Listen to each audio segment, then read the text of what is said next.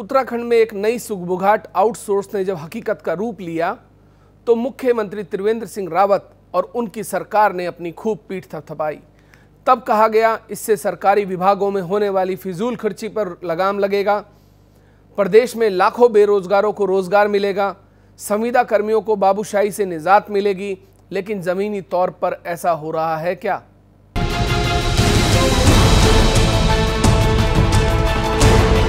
नमस्कार, मैं हूं उमेश कुमार।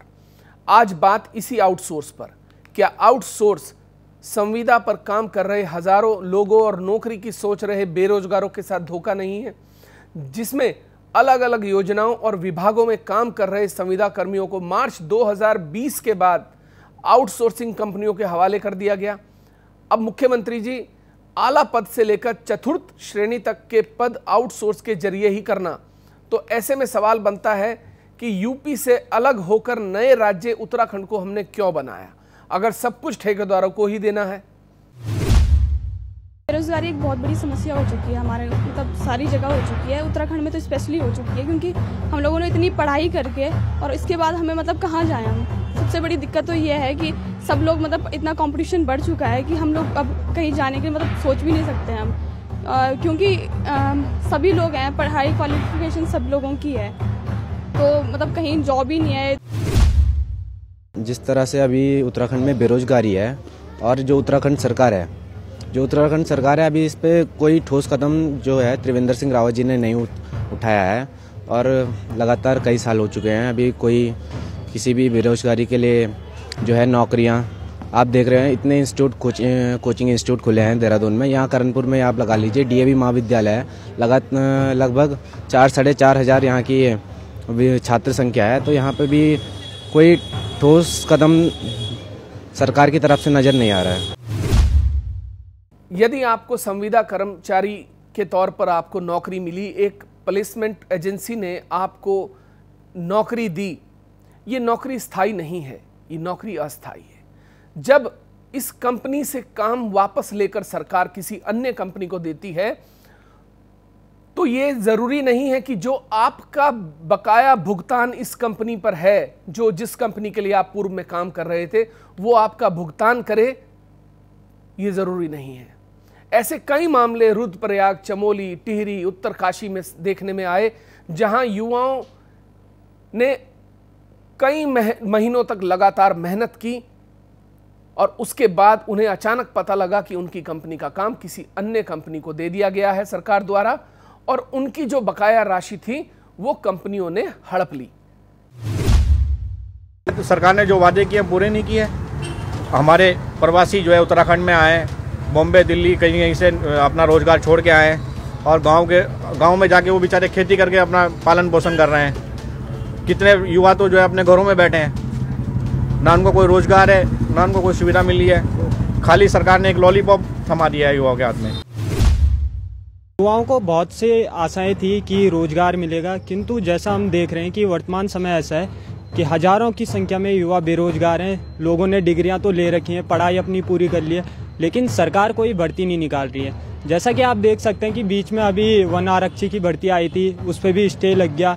ऐसे कई भर्तियां सरकार तो पेपर में इश्तिहार तो दे देती है, लेकिन धरातल पर वो काम पूर्ण नहीं हो रहा है।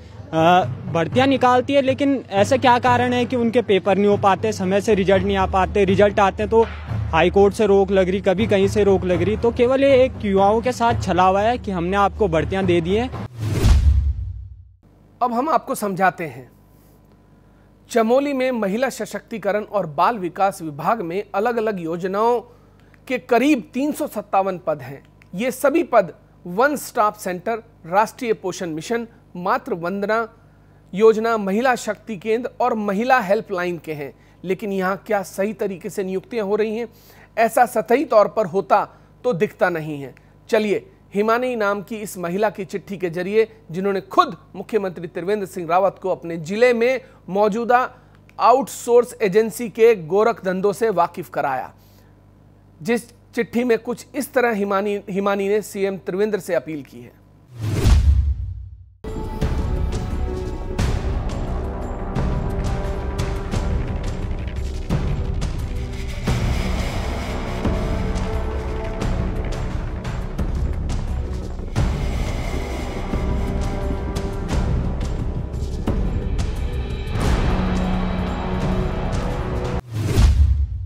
माननीय मुख्यमंत्री त्रिवेंद्र सिंह रावत, मैं बाल विकास विभाग गोपेश्वर में महिला शक्ति केंद्र में महिला कल्याण अधिकारी के पद पर नियुक्त थी।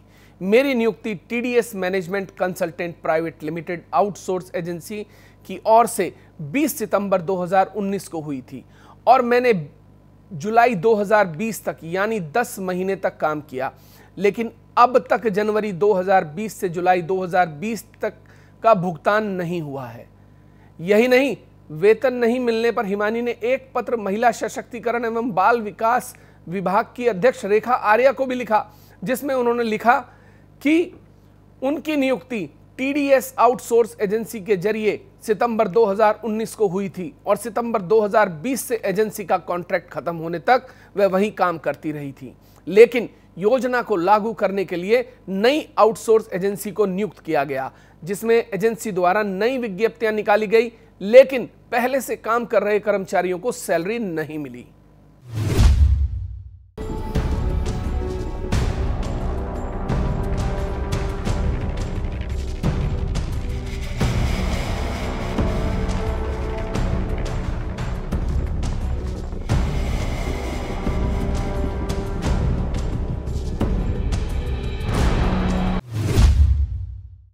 अब इस चिट्ठी में लिखी मुख्य बातें क्या हैं? पहला, महिला कर्मचारी को बकाया भुगतान नहीं हुआ। दूसरा, पहली आउटसोर्स एजेंसी का कॉन्ट्रैक्ट रद्द होने के बाद किसी दूसरी एजेंसी से कॉन्ट्रैक्ट होने पर उन्हें पहले से काम कर रही महिला कर्मी को बाहर का रास्ता दिखाया। तीसरा, सरकार ने इन एजेंसियों की जवाबदेही तय नहीं की है। अगर नियम कायदे बनाए गए हैं तो उनका पालन क्यों नहीं हुआ? ऐसे तमाम सवाल हैं जिसका जवाब सरकार को देना चाहिए। वैसे उत्तराखंड में फिजूल खर्चे को रोकने के लिए आउटसोर्स लागू किया गया, लेकिन कई बातें जो सामने आ रही हैं वो चौंकाने वाली है। अब देखिए, वन आरक्षी भर्ती परीक्षा जो घपले की भेंट चढ़ गई, कहा तो यह भी जा रहा है कि देहरादून के मेयर सुनील उनियाल की बेटी को बैकडोर एंट्री कराकर नौकरी दी गई। अब समझिए समस्या कितनी विकराल है। सीएम स्वरोजगार योजना में युवाओं को लोन नहीं मिल पा रहा।